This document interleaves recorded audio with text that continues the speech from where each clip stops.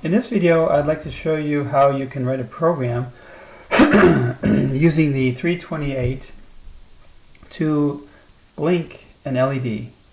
And in the example, I'm going to use port D, bit number 6, and the LED will blink at a rate of 7.6 hertz.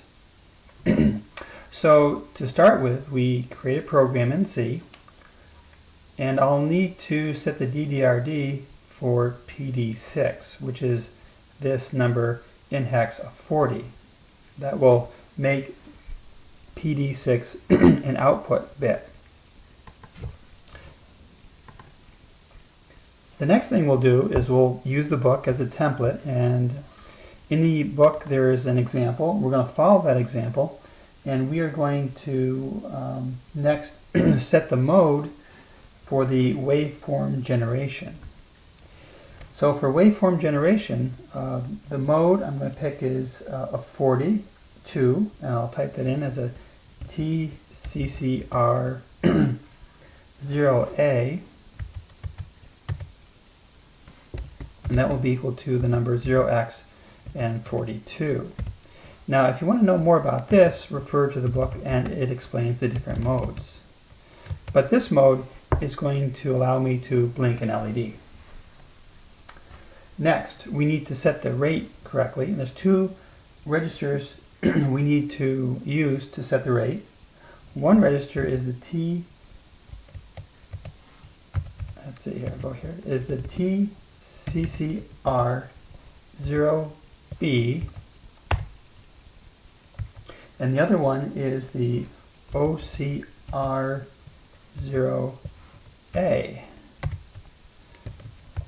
The first one sets the N value as shown in the prior equation.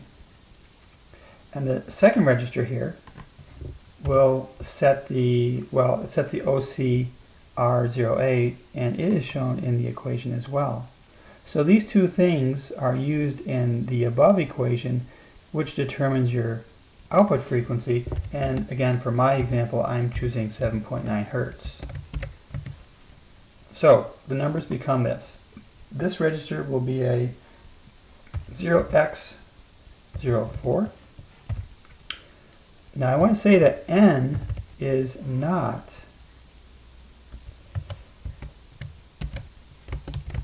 a 4, but it is a 256. And this 256 is shown in a table in the book. So you have to go to the book, look at the 4, and then look at the appropriate number corresponding to the 4, and that's a divide by 256. So you're dividing that clock by 256, really slowing the clock down, of course. And the other number I'm going to pick here is a FF. This too is in the denominator of the equation, so you are effectively also dividing by another number, in this case another 256. Don't forget the +1, and don't forget there's a 2 in the denominator. So all these numbers taken together with a clock frequency of 1 megahertz, you arrive at 7.9 hertz.